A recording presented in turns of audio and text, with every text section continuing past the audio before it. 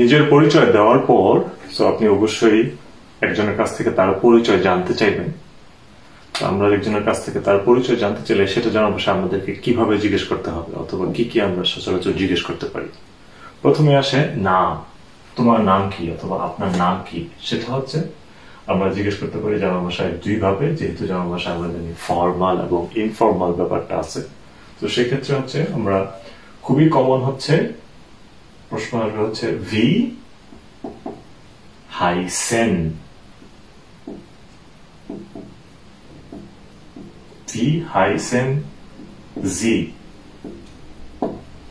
আপনার নাম কি। আমরা শিখছি যে হাইসেন হচ্ছে টু মিন অথবা কার নাম বোঝানো হয়, কোনো কিছুর মিনিং বোঝানো হয়। এক্ষেত্রে আমি মানুষ হিসাবে আমার মিন মানে আমার নাম এটা, আর জি হচ্ছে আপনি, আর ভি হচ্ছে বেসিক্যালি হাউ, কেমন। তো জার্মান ভাষায় এভাবে জিজ্ঞেস করা হয় যে তোমার নাম কেমন, এটাই আমরা বাংলায় যেটা বলি আর কি, ঠিক আছে। আপনি যদি কির ডাব্লিউ ওয়ার্ডটা ব্যবহার করেন জার্মান ভাষায় নাম জিজ্ঞেস করার জন্য, সেটা অ্যাপ্রোপ্রিয়েট হবে না জার্মান ভাষায়।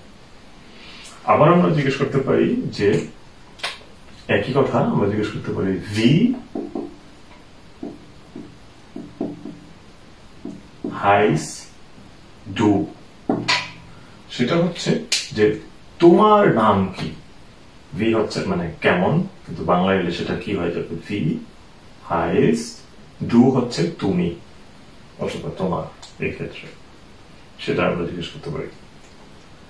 তারপর আসা হচ্ছে একজনের নাম জিজ্ঞেস করার পর আমরা সচরাচর জিজ্ঞেস করি যে তোমার অরিজিন কোথায়, তুমি তোমার হোম অফ কান্ট্রি কোথায়। তাহলে সেটা হবে একইভাবে হচ্ছে ভো হেয়ার কমস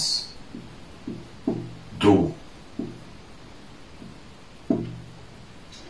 এটা কিভাবে আসছে, প্রথমে আসছে হচ্ছে এখানে দুইটা জিনিস মাথায় রাখতে হবে।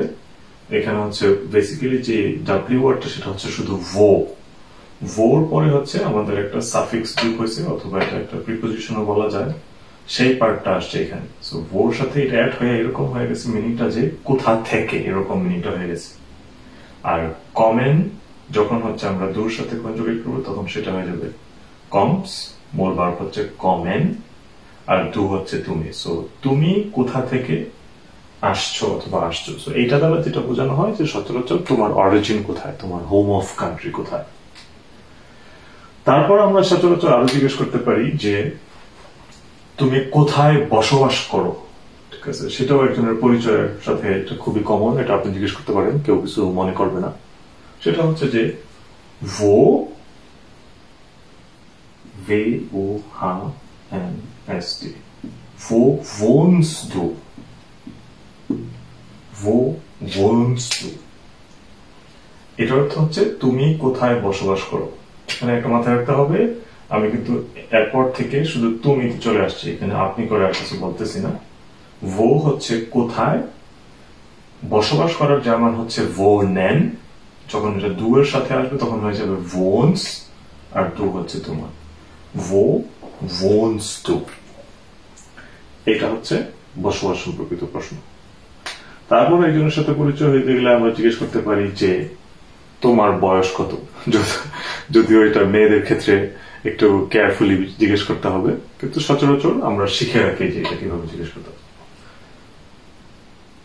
বয়স জিজ্ঞেস করার সময় আমাদেরকে আবার ভি শব্দটা ব্যবহার করতে হবে, তখন আমরা বলবো V alt bist du, wie alt bist du, মানে ভি হচ্ছে কেমন, আর ভি alt যখন আসবে শব্দটা alt মানে হচ্ছে বয়স, তো কেমন বয়স তোমার, এই ধরনের একটা মিনিং অর্থ দাঁড়াবে। তো এই প্রশ্নগুলোর মাধ্যমে আমরা আরেকজনের কাছ থেকে, যার সাথে আমি পরিচিত হইতে চাই, তার কাছ থেকে এই প্রশ্নগুলোর উত্তর এইভাবে আমরা আদায় করে নিতে পারবো। আপনারা কমেন্টে জানাবেন হচ্ছে আপনারা একজনের সাথে পরিচিত হইতে গেলে আরো কি কি জানতে চাইবেন, আরো কি কি প্রশ্ন করতে চান, অথবা আরো কি কি প্রশ্ন করতে আপনারা আগ্রহী। Dankeschön.